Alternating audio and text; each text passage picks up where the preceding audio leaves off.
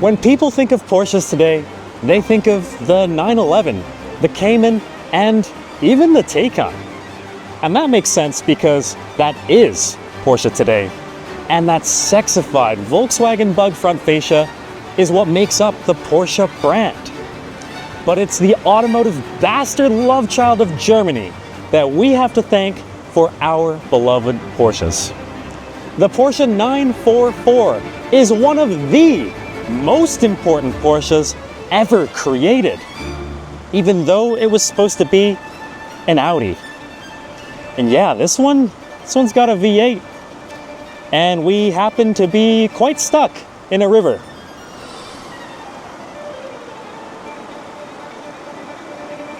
Calling the 944 an Audi was no euphemism, it was one. In the 1970s, Porsche was known for creating enthusiast cars such as the 356, the 914, and the 911. However, these were low production, low profit cars that were incredible driving machines, but not incredible money makers.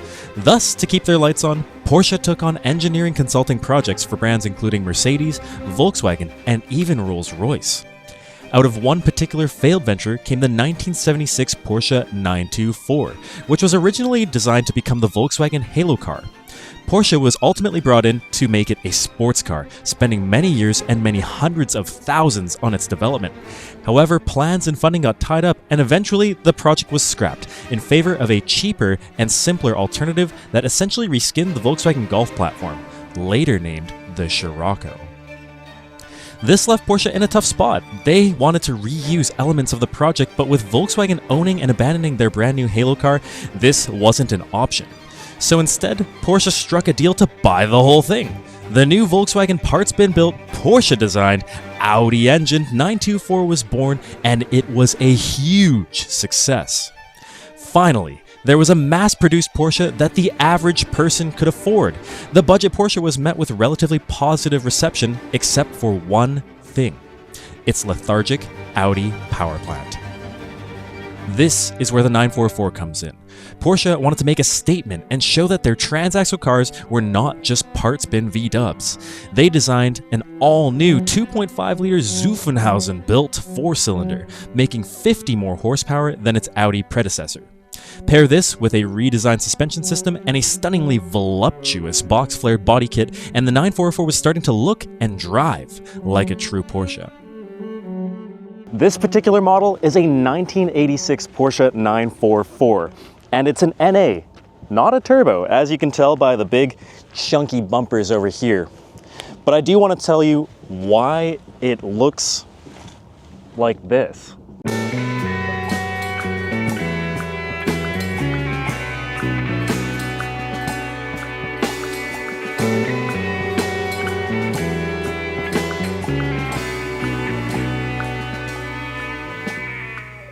This all started because I have a 240 SX that I drive all the time, and at my work there's a really big speed bump that I always bottom out on, and I just scrape frame across it every single day.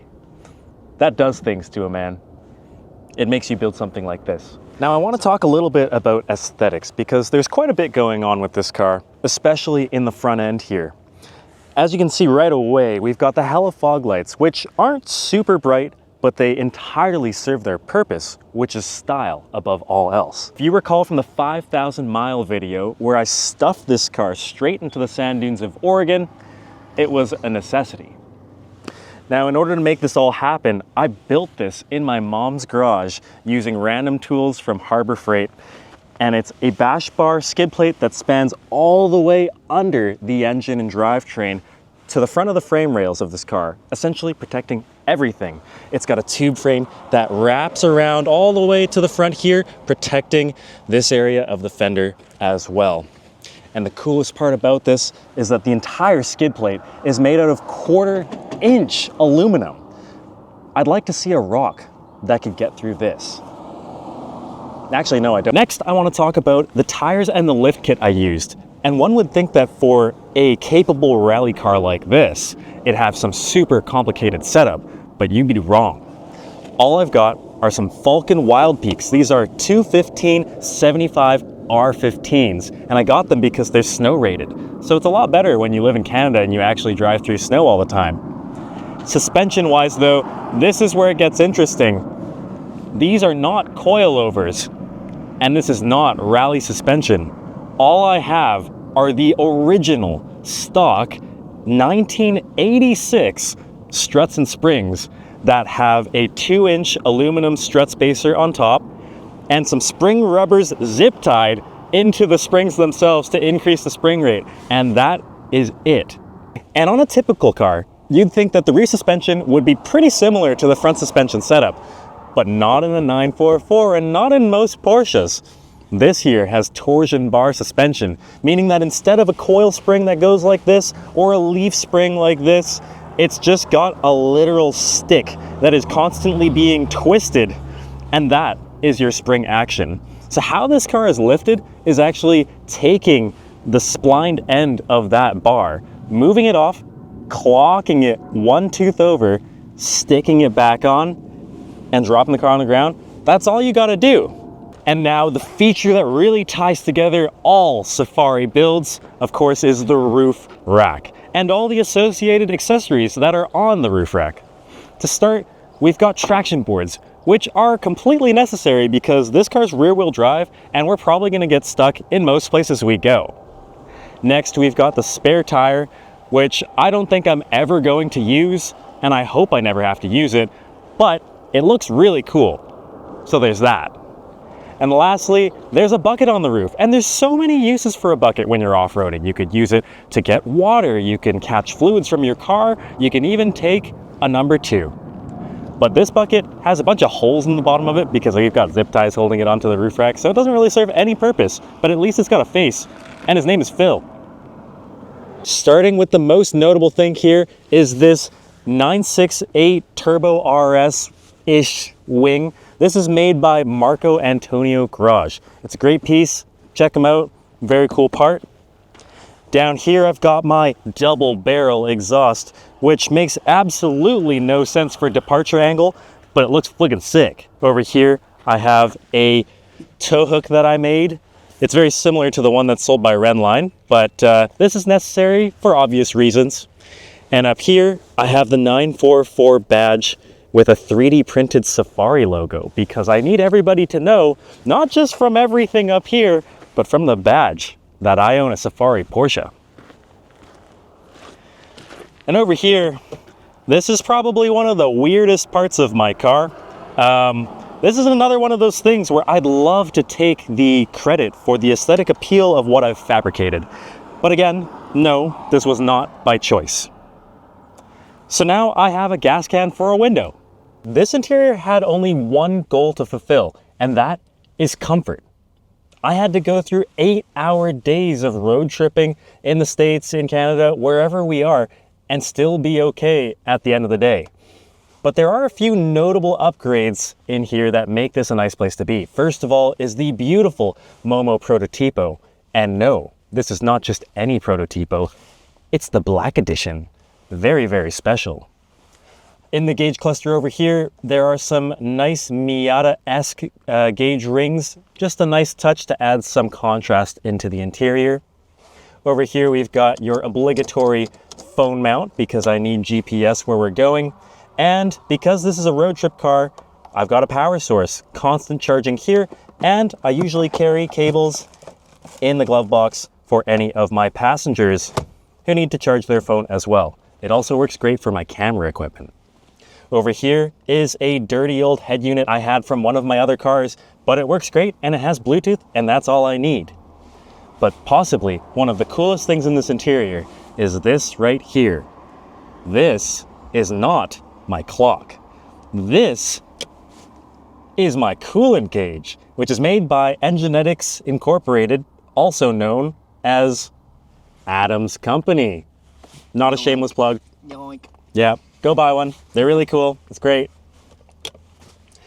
Last couple things in here that are really important are the charms. We've got the Pegasus with a middle finger head. Nice little piece of merch from Safari Party. Very cool Porsche guy thing. And over here, my favorite, the chicken. Most people have a hula girl. Most people don't have a hula chicken. And now, For the moment you've all been waiting for, we're gonna talk about the drivetrain.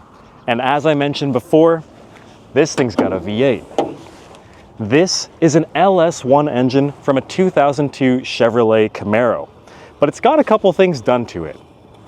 You might be thinking, wow, Jaden only wanted this motor because it makes gobs of power and sounds incredible.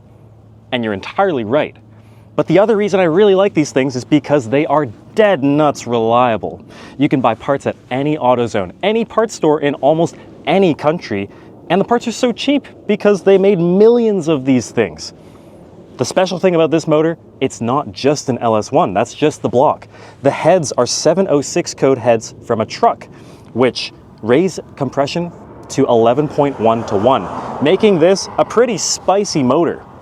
It's also got coil packs from a GMC Sierra. It has a starter and an alternator from some random GMC van at the junkyard. I didn't even know what model it was. I just saw the V8 intake. It's got an ECU from a 2004 Sierra 1500. It shouldn't even be able to run this thing, but because it's GM, all you gotta do is cut some tabs off the ECU connectors and bam, slap it together. Just needs a couple of pins moved around. So like I said, this thing you can get parts for anywhere. You could probably even just crank someone's hood open and take it off their truck and fix it on the road. Not that we would do that, but you could. Next, we wanted to test the 944, but thought that testing such an unconventional car required that we conduct unconventional tests. We came up with 4 categories. The first is power, second, articulation, third, submersibility, and fourth, flight. And now to test power, most people would go to a dyno and get some scientific work done, get the graphs and all that, and that's probably the way to do it. But we're in the woods today, we don't have any of that, so we're just gonna do donuts. Enjoy. Oh yeah, and this car has a cutout.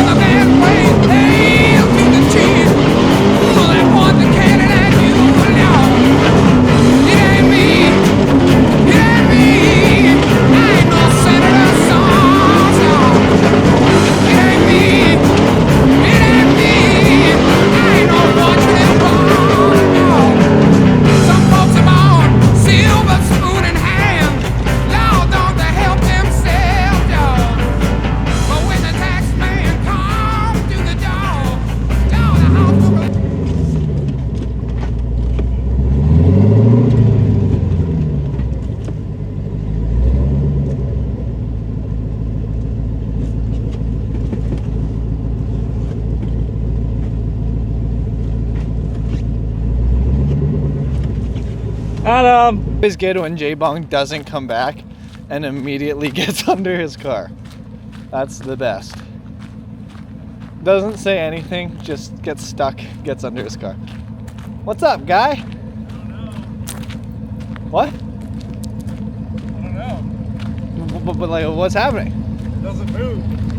Oh. It Like, doesn't move at all. like, what do you mean it doesn't move? Well, I guess. Like, are you getting into gear? I don't really know. Like, can you put your shifter into gear?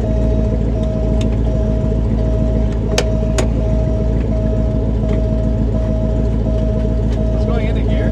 Big clutch in.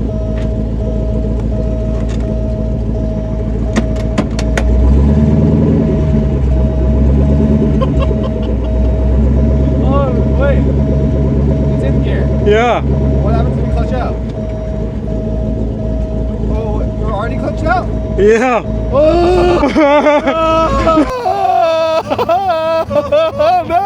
No! Keep pushing. Oh no. That left axle is moving. Back left. It's free spinning. It's free spinning. So it's probably like kind of open diffing. This one's just spinning free. That one's not moving at all. On this episode of Brokeback Mountain, Gay Bong gets under his car. I can't risk the shirt. It's a nice shirt. My friend got it for me. Jesus. Jesus. You gotta look at Nips and Farmer's Town. I forgot I got this stupid face shield on still. Someone drives by this, sees a weirdo Porsche guy with like a fucking face shield, shirtless guy. This is so dumb. Oh, it's cold! Oh, that's not good. Let's do it. Oh no! Hey.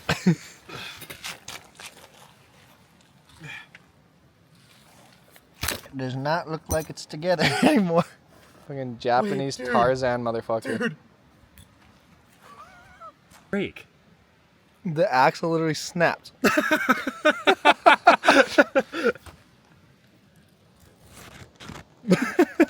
Damn. That's crazy. That is crazy. Oh yeah, Porsche. Back in she goes. What's wrong?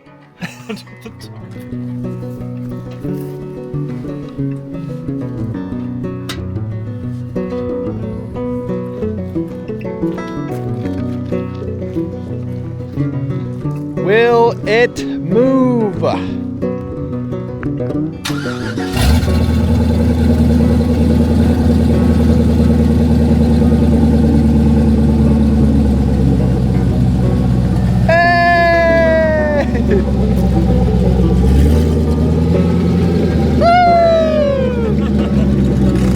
Okay. All right. Back to the video. Car's fixed now. New axles in. I'm a little confused now. I'm not really sure if I should give it like a 4 out of 5 for power for breaking the axle, or a 6 out of 5 because it was so powerful it broke the axle. 6. Power! Power!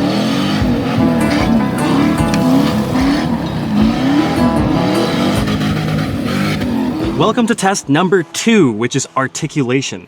What we're going to be doing is going down a steep dirt path with some pretty deep potholes in it. And it may not look like it on camera, but it's pretty deep. There's different levels of elevation along this little hill, and it may not be a big task for a normal sized truck, but this isn't exactly a truck. Okay, I might need to stick my head out the window for this one. Let me show you how crazy this looks from my view. All right, so over the hood, you can't see anything. All you see is the sky. And you can't really tell from the camera, but this is really steep and the potholes are pretty deep. So we'll see how this goes. Ooh. There's no going back now. I don't think I can reverse out of here. Yeah, good articulation.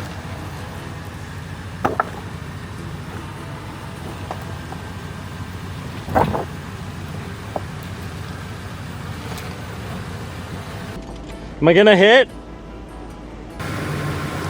Ah, you got space.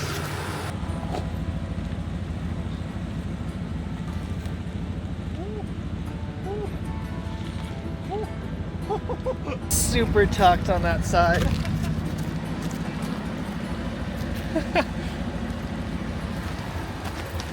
To a max tuck on this side.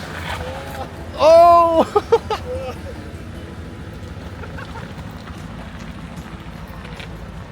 Next is test number 3, submersibility. And what better way to test this than to drive the 944 through a body of water? Here we go.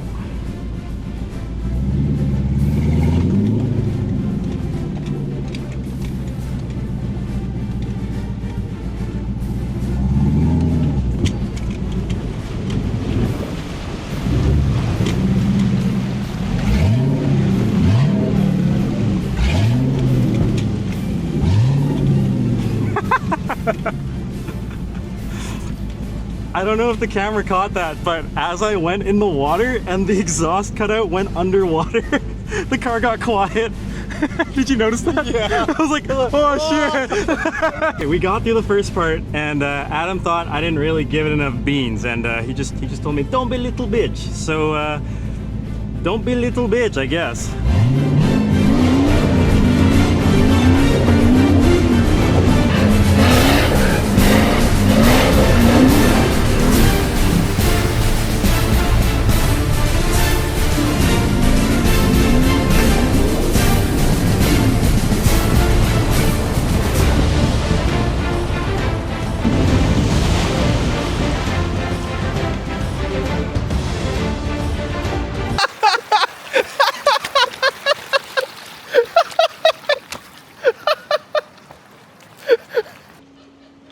I think there's water coming in. Should I crank it? I don't know, but probably, yeah, no? I don't know.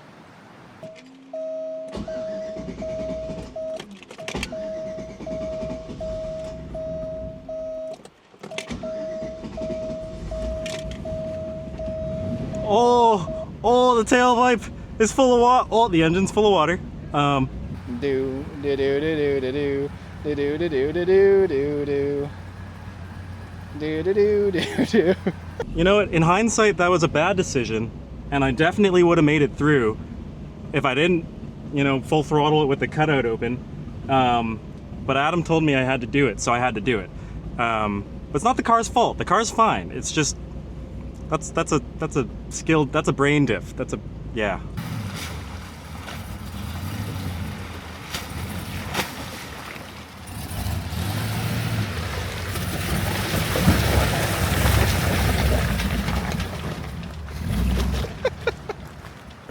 This poor car.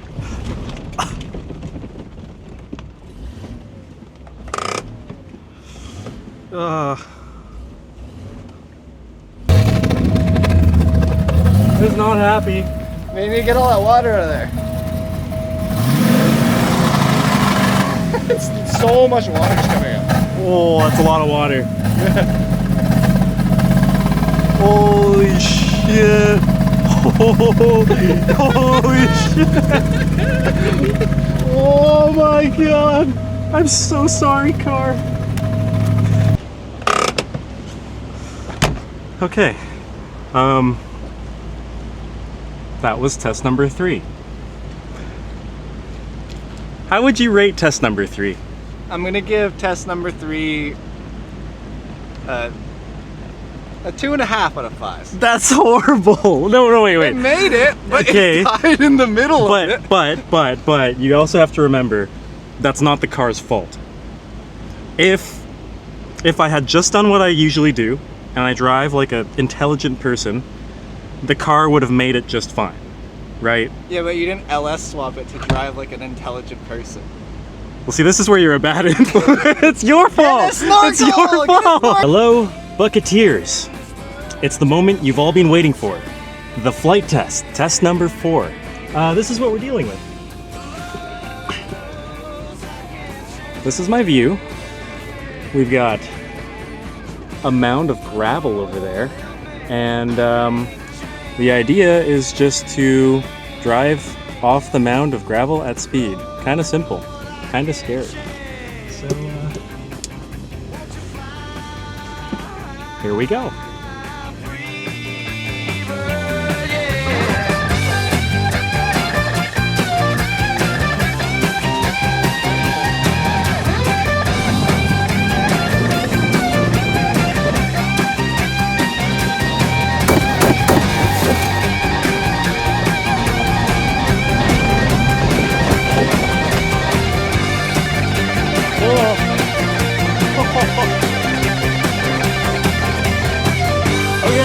I sent it a little harder than I thought I was gonna.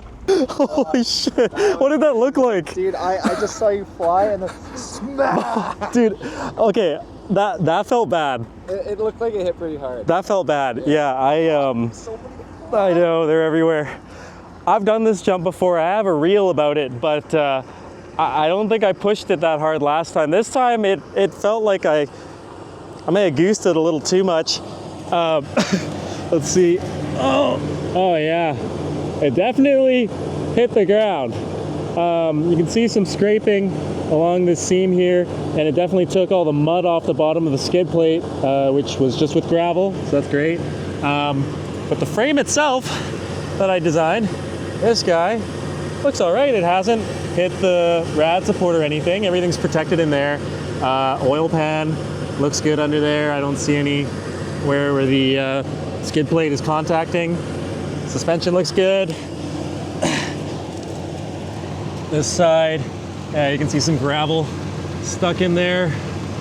But yeah, I think it survived. That was